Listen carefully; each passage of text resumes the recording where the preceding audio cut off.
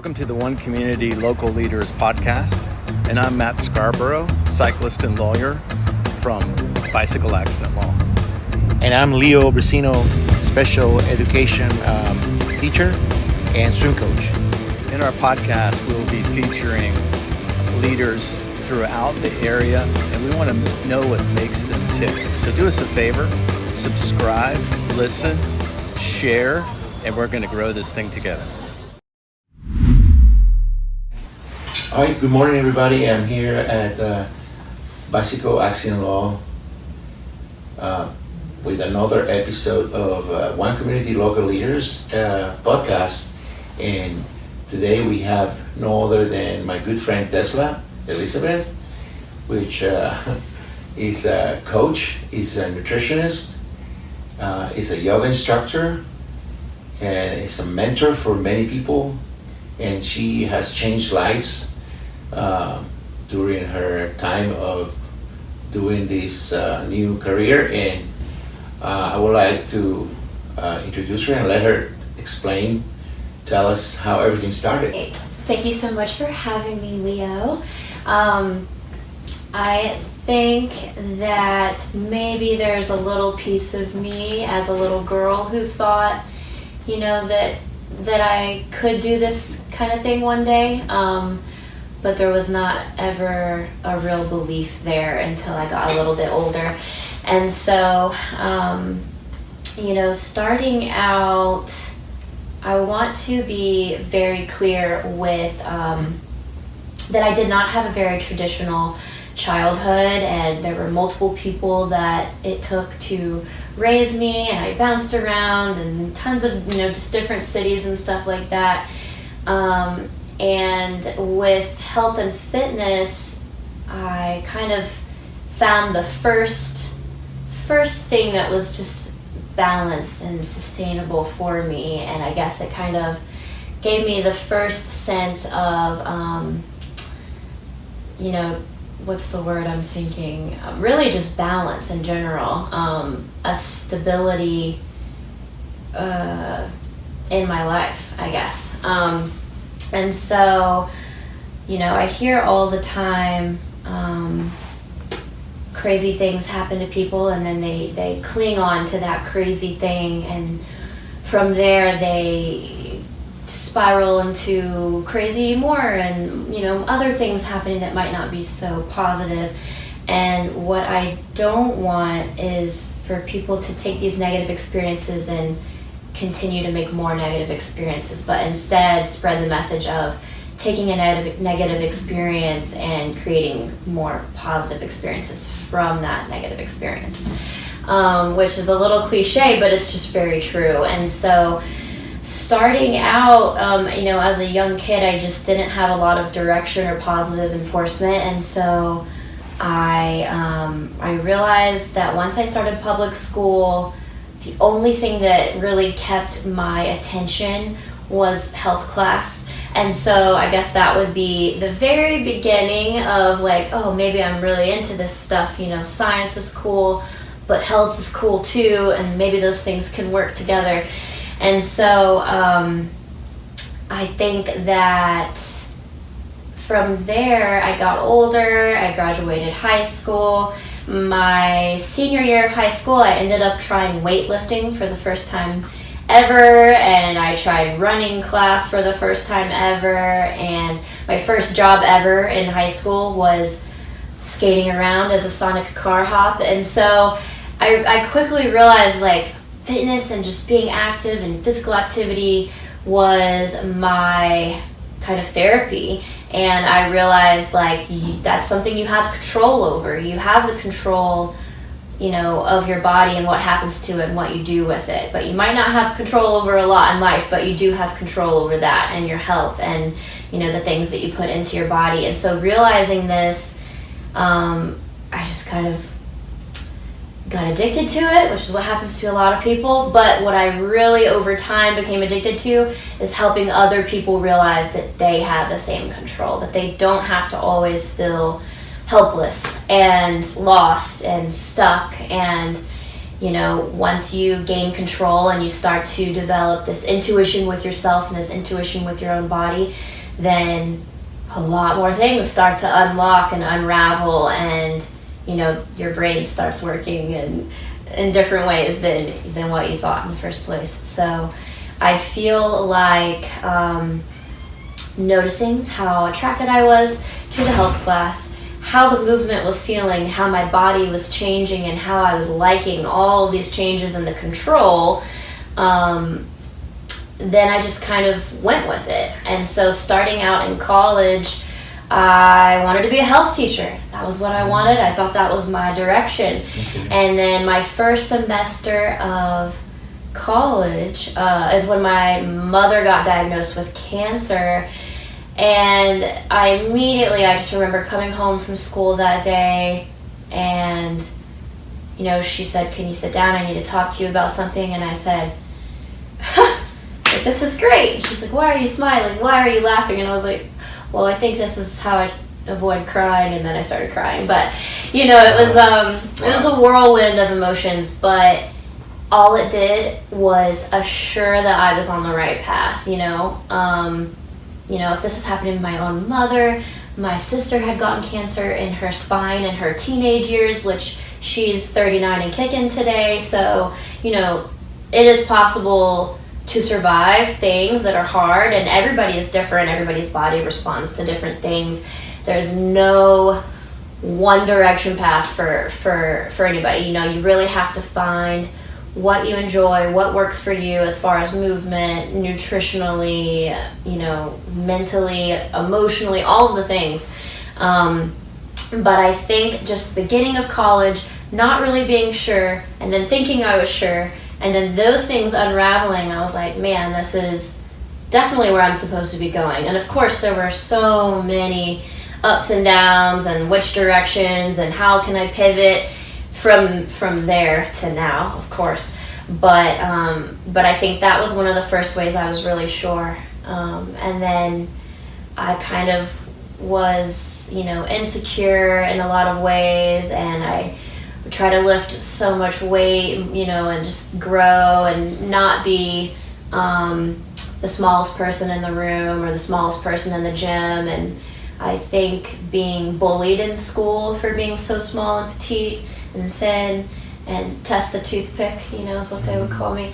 I think that kind of put maybe a negative reaction into my body, because it was like I was at first in the beginning not working out for my health. I was working out to fight this anger and this bullying, and I never wanted to be put down again or anything like that. And so there was that aspect, and then I evolved, and then I got a little bit older, and then I really, that's when I started to switch over to a more functional, holistic practice and realize you really never know what someone's going through. When I started to study, how emotional trauma is stored in the body, and you hear when you're younger, look around in a room, you never know what someone goes through, and never judge someone when you see someone working out, because you don't know what limitations that person could have emotionally, mentally, physically.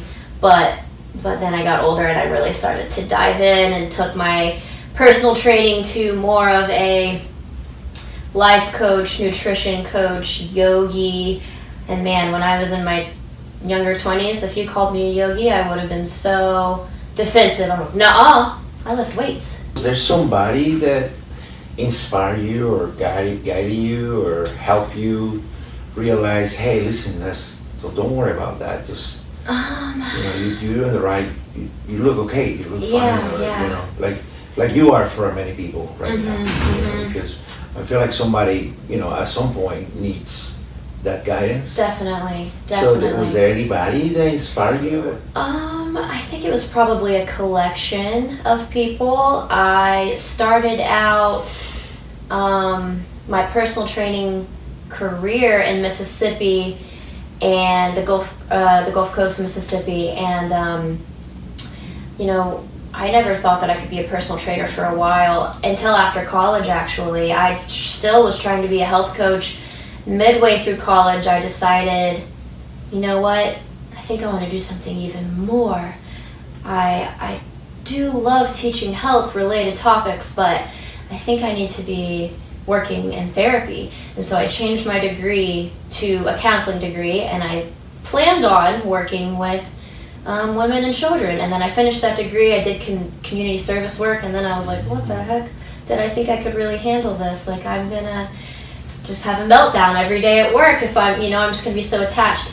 And then there's college, it's done, and I'm not sure where I'm gonna go with this. And then, for the first time in my life, I hired a personal trainer. Okay. And 2 months working with him, he said, you would be really good at this as a career. And I was like, me? No, like, there's no way. Like, I know a lot, but I don't know as much as you do, And he was like, you really should think about it. And do you know why did he say that? What made him say that?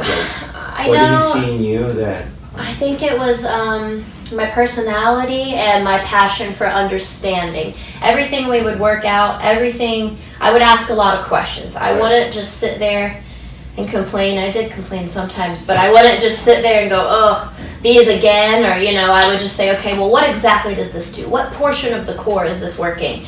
Well, why should I turn my toes in instead of out? I was always asking questions, and I guess he could see the passion for what I was doing, and then he put that together with my personality and I guess how much of a people person I love to be, and he was like, you should highly consider this, because the way you're paying attention to this and then the way people already look up to you, you could really put all of this together. And so I would say Brendan Jones, same birthday as the sister who adopted me, which is crazy because then you think of, the psychology and the astrology of it if you want to get really deep, like, well, wow, those two people aligned in my world, But he was definitely the first one. And then when I moved to Austin, Texas, and took a job as a trainer over there, working off of South Congress, that's when I really deepened my, the health community, the fitness world over there. It is much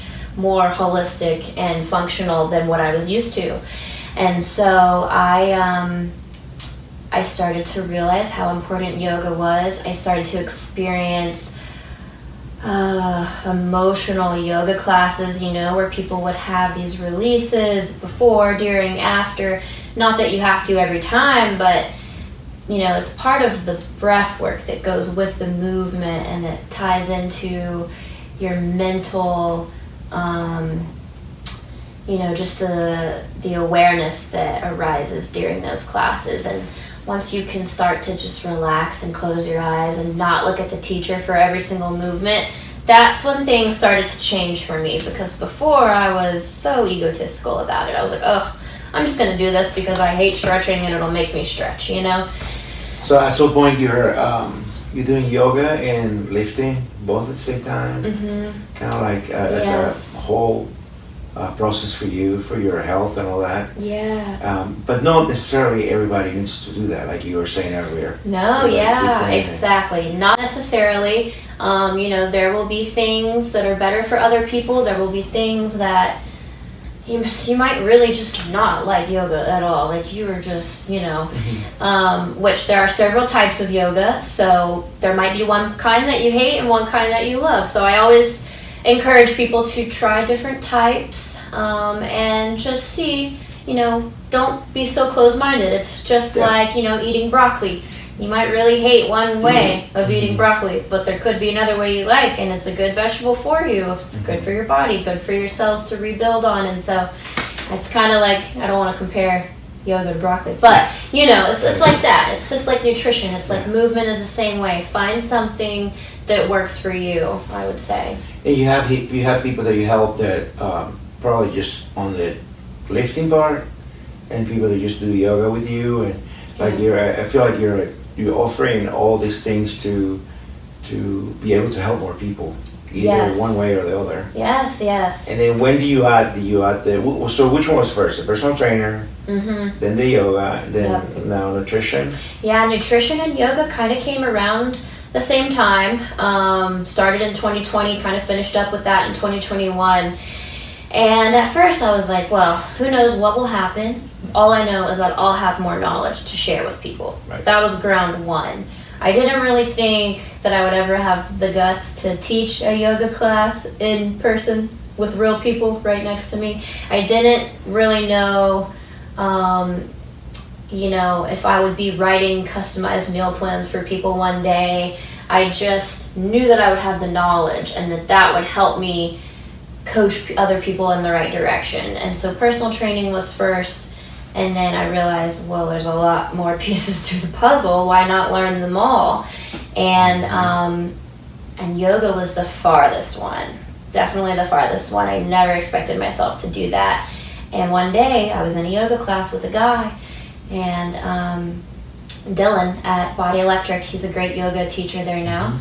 At the time he wasn't teaching yet. And we were just having a long conversation in the parking lot, and he said, well, you already do all these things, like, have you never thought about adding yoga? And I said, oh, like, I'm not good enough at yoga, like, I could never teach it. And before I finished my sentence, he was laughing and interrupting me and saying, like, that's a limiting belief, right? And I was like, oh, it is. Like, I don't have to do standing splits in order to teach yoga. Like, I don't have to do that. Like, but I can help people how to do what feels good for their body, which is my main goal in the first place. And so, yeah, it was this whole awakening into the holistic functioning world. Yeah, it's like a football coach is not gonna be able to throw as hard as the quarterback can, but can teach him how. Right. Same thing. Mechanics. Yeah, it all comes down to mechanics. Yeah. Some of the best coaches they never even played the game, and it's kind of like the knowledge and I'm really glad that you had that conversation with that guy in the parking lot. Yep. And then came the nutrition part. Yes. Well, I think nutrition was first. I felt more confident to get into that because I had done nutrition coaching lightly, seriously on myself, seen the way my body could change with different foods, studied all of the gut health, brain connection. It really ties into my therapy background. And so I became obsessed with nutrition. And I knew that people needed to know immediately about how important gut health was because it's related to the mind. And so of course, I became just obsessed with all of the nutrition, physical, breath work, holistic aspects of health, and realizing that so many people on the planet are obsessed and stuck in this cycle of, man, I'm having a stressful day, let me go eat some comfort food. Well, guess what? That comfort food, whatever you consider comfort food to be, it's typically heavy breads, cheeses, and sugars. Well, those are the things that aren't always the best for our gut health. That's not including fiber and healthy fats and healthy, clean proteins. Yeah, it's damaging instead of helping. It's damaging instead of helping. So in return, it's coming back to your brain. Your brain and your stomach is relaying all these messages back to the brain in your head, and it's like, hey, you're going to be way more stressed out now. You're going to be way more depressed now. And so that's something I will probably forever preach on because it's so important and people need to know that they can help themselves. They can learn to help themselves versus just digging this hole. Like, I've been bugging you with that because that's the part, like, you do the personal training, you do the yoga, you do the nutrition, but then you do that part that you just explain, that you approach the person and kind of like convince them or show them. You don't have to do that. You just write the plan, but you do. You try to explain to that person, listen, no, let's do this, let's do that. So, and that's a life coach. So, so you think I should just consider myself a life coach? Well, I think is that you should do research, like you did with everything else, like you did with the personal training, with the yoga, with the nutrition, because it's not just that you're giving people, okay, this is the workout, these are the exercises, this is what you need to eat. Boom. No. You follow up, you stay with them, you care, you invite them, like you invite one of your clients to swim just to encourage them to keep going, to being incorporated in the community and meet other people, and that just whoever is doing nutrition or writing things that's all they do. So I don't know. So you could be that next, little beautiful soul that just wanders through my path and encourages me to just push a little more, a little more above and beyond. I mean, what would you say to a client? Wouldn't you say something like that to a client? Yeah. Hey, don't stop. Keep going. Yeah, absolutely. Yeah. Yes. Very good. Very true. Tessla, you mentioned earlier about your sister adopted you. So just if you don't mind, sharing that a little bit with us. Yeah, so I guess that goes back into my younger years. So my mom raised me, we were best friends, had a little brother. She got married when I was 3. When I was 5, that guy started going really crazy, getting a little more emotionally and physically abusive. And I guess that's a big part of, why my childhood wasn't very traditional, because we were never allowed to leave the house. So I was homeschooled for the first good bit of my childhood. He was just a crazy guy, and my mom stuck with it. And so she homeschooled me for the longest time until I was 9. So I started public school in 4th grade. And we finally left him. It got really, really bad. We finally left. We had to sneak out of the house to leave. And he, fought with the law to get my little brother, because my little brother was his. And so we worked it out, 2 weeks with me and my mom, and then my little brother would go back to his dad's for 2 weeks, and it was supposed to be back and forth. Well, my little brother's dad just lost his grandpa, so he inherited like millions of dollars, paid off the law illegally. My little brother never came back. So just the first time going to his dad, I never saw my little brother again, which was heartbreaking. You might fight as little kids, but ultimately, that's your little brother. And so that kind of, set my mom off the deep end, which there's never an excuse to abandon your role as a mother. But my little brother being taken from her definitely kind of made her spiral down a bad path. And so, outside family started to notice, I was staying with an aunt here and there, and I was staying in random places, and my mom would come home, and then sometimes she wouldn't, and it was, I was trying to not see what was happening, but I was seeing what was happening. And so at the time I was so young, they told me it was because I needed braces, and my sister had better insurance for braces, which I just kind of let myself believe that, because it was easier to believe that. So my sister was 21 and pregnant and married at the time, and she adopted me, a 9-year-old. So she was a brand new parent, didn't really know what she was doing, but we figured it out. And then her husband at the time went to prison shortly after that, and then it was just me and my sister and my nephew who was born. And so she sunk into some depression. I was there to change a lot of the diapers and cook a lot of the meals. I grew up very quickly. And then a few years later, she met her husband now, which is who I consider to be my dad. He's the closest thing to a dad I've ever had, and I still refer to him as dad today.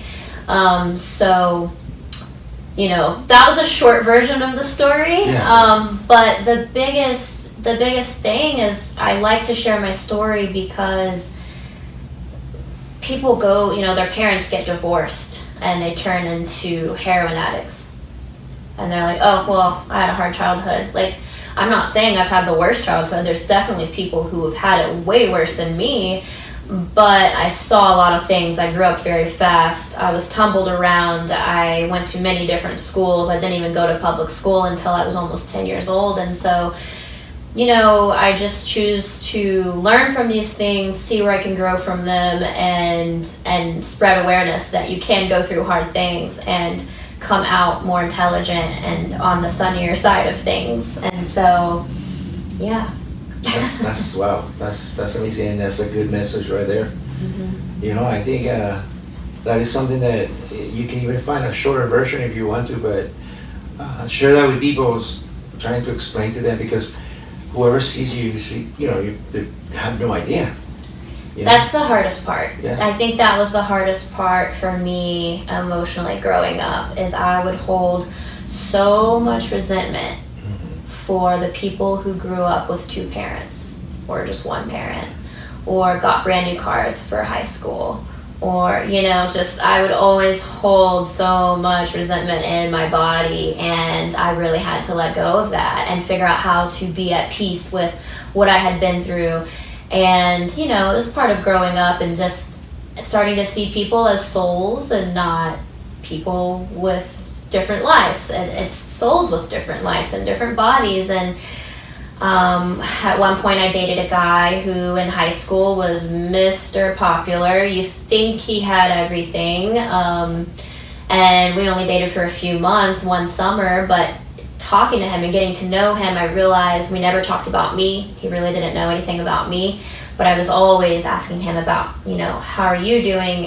He had some depression issues, and I was definitely doing that catering, natural, I just want to help the other person, I just want to help them be better thing.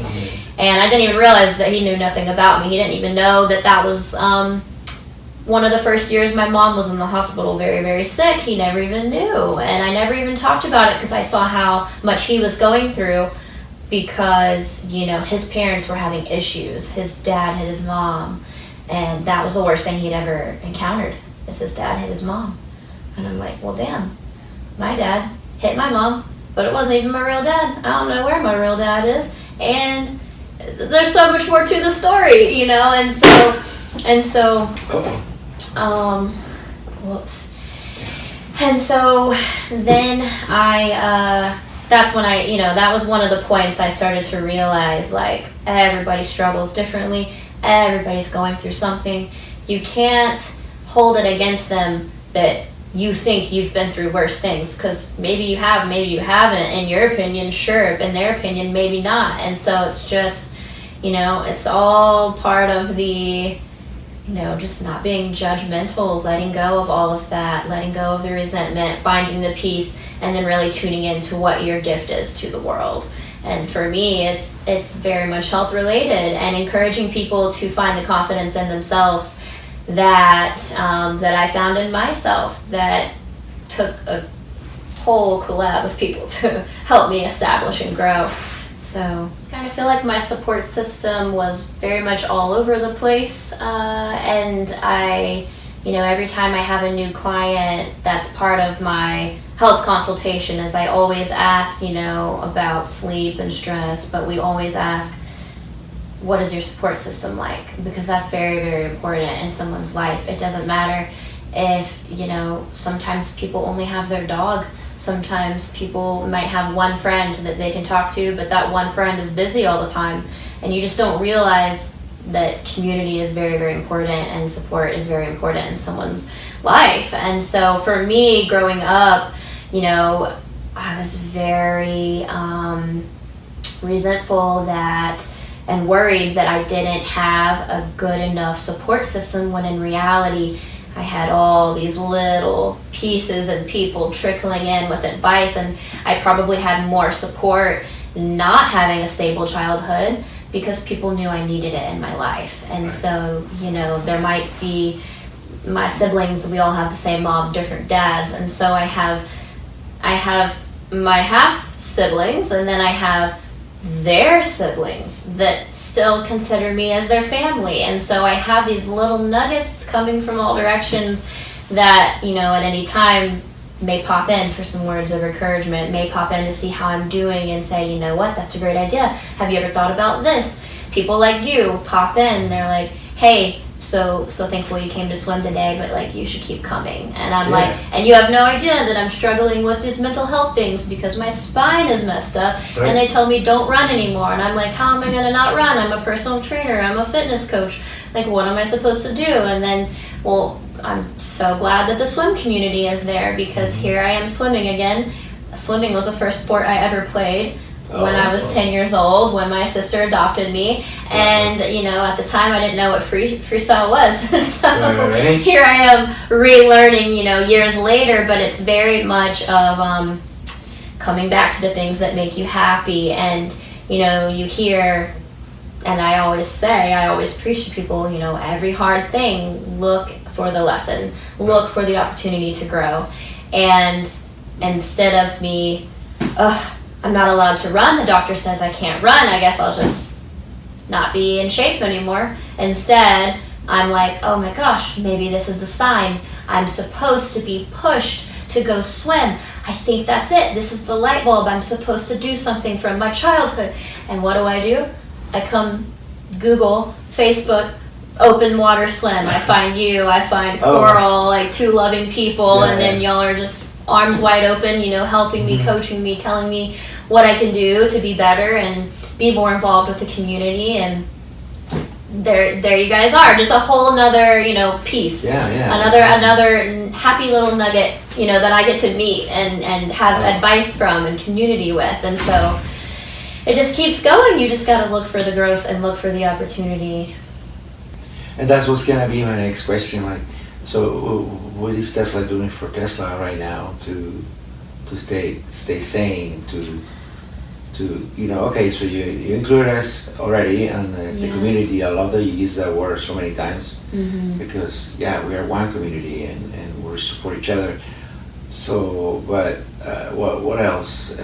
How is Tessla staying sane? What else do I do for me besides just helping people all the freaking time? That's something I kind of learned this year, because not that I don't think it's wrong to fully immerse yourself in your passions. And for me, my biggest passion for myself was my career and what I'm doing, and I'm obsessed, and I just want to meet more people, and I just want to keep going. But then I dial things back and I'm like, okay, I'm not burned out, but there's other things I do enjoy, and that's what I need to start really embracing. And I think maybe starting to swim again kind of helped me realize that. And not being able to run helped me realize that, because now what am I doing? I'm roller skating. When did I roller skate? When I was a teenager. When did I swim last? When I was in 5th grade. I'm doing these things, and then I start to realize, like, part of growing up and evolving and making sure your mental health is still in check is kind of coming back to things that you enjoy, and sometimes those might be things from your childhood. Right. And so I do try to preach that a lot to my clients as well. So as far as things I enjoy besides fitness and health and nutrition and yoga, I would have to say music is a big part, and film. I've recently started to work on this local film.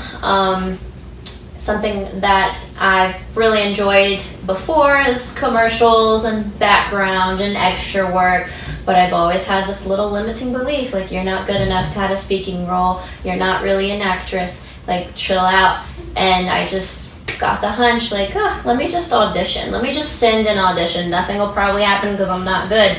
Well, what do you know? They call me, they're like, can you come in person for this audition? We loved your video. And I'm like, what? They love me. They think I'm good. Like, I felt like Jim Carrey on The Mask, that little scene after he performs. And so I go in and they're like, you got the part. Like, you're in it. You're doing it. And so that's the movie that you're doing right now? Yeah, so we're filming right now. Should be ready. It's called After the Weekend. And very excited about it. Can't wait to see that. Very excited about it. I don't want to give too many details, but it's filming locally around St. Pete, and it's very captivating. They sent me the script when I was on a flight, and I was like, oh, this will give me something to read before my plane takes off. And I was sucked in the script, and I was like, oh, I'm auditioning, like, I'm doing this. But then I was a little scared, and I almost backed out. And then the last hour, I submitted. And then what made you change, like, I'm doing this?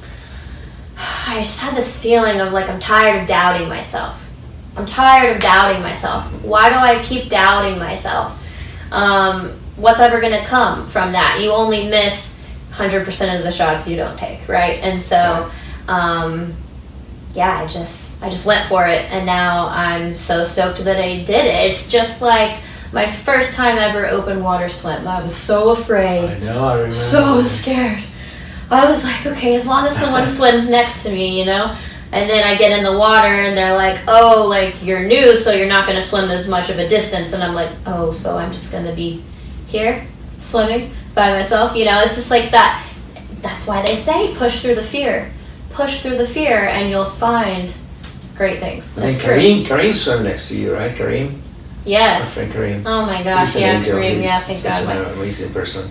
Lifesaver. Yeah. He said, hey, you're swimming diagonal into the pier. I was like, oh, Yeah. this way. Okay, yeah. Perfect. Practice, you know. Just got to do it. Yeah. So, how would you like to end this? Like, well, you want to send a message to people out there and tell, you know, because including me, there's some moments in our lives that were like, we want to give up. We want to just forget about it, you know. Mm-hmm. But what would you tell people out there, you know? I would say, you know, always look for the growth in every single situation. And if you have a thought about something and you think there's a possibility behind that thought, just do it. Don't overthink the thought. Don't overthink what it is you think you want to do. Just do it and look for the growth no matter what happens, because that's never going to be a bad time.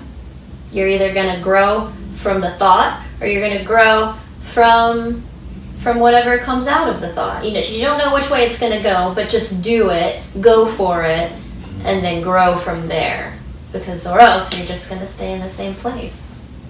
Sounds good. Well, Tessla, thank you so much for being with us, and we should be airing this soon. But yeah, I appreciate your time, and I'll see you at the pool. Yeah, All right. see you at the pool. Thank you so much for having me, Leo. Thank you. Bye.